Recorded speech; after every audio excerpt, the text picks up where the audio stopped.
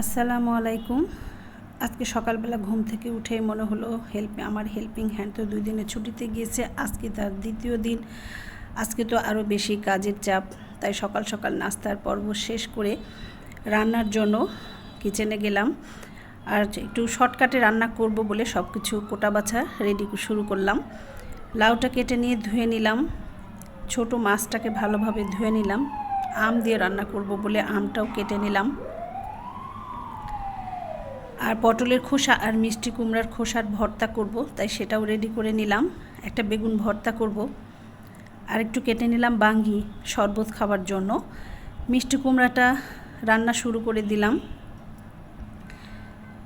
লাউটাও ready করে নিলাম।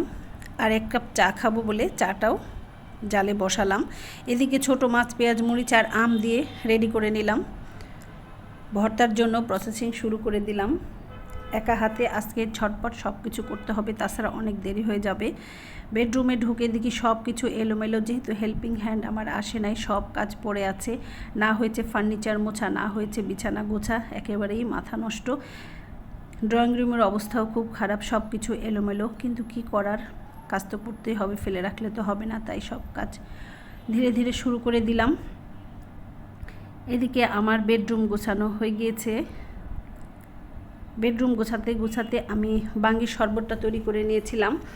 অনেকে বাঙ্গি আর কাঁঠালের নাম শুনলে নাক সেটকায়, কিন্তু আমার কিন্তু খুব ভালো লাগে। আমার মনে হয় আল্লাহর দান সব খাবার, হালাল যেগুলো খাবার আমি সব কিছুই খাই।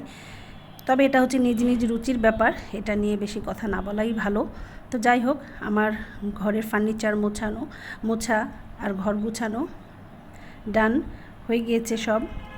বড় মেয়ের ঘরটা গুছানোর সময় মনটা একটু কষ্টই হয়, মেয়েটা দূরে থাকে, কি খাই না খাই, অবশ্য লেখাপড়ার জন্য আজ হোক কাল হোক দূরে তো পাঠাতেই হতো। তো যাই হোক, আমার এই ঘরের খাট দেখে অনেকে বলতে পারে এভাবে পলিথিন মোড়ানো কেন। আসলে ফ্ল্যাটে কাজ চলছে, এত বালি, এই জন্য আমি এভাবে এটাকে ঢেকে রেখেছি। তো আমার ঘর ঝাড়ু দেওয়া ডান। এদিকে আমার মাছ রান্নাও হয়ে গিয়েছে, আমার টেবিল সাজানো রেডি।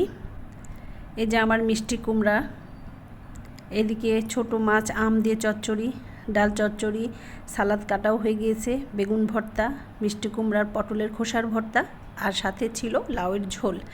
এখন শুধু প্লেট দিয়ে দিলেই খাবার পালা। তো এই ছিল আমার সারা দিনের আজকে ব্যস্ততম দিন, তাই আপুদের সাথে একটু শেয়ার করলাম। তো আপুরা সবাই ভালো থাকো, আল্লাহ হাফেজ।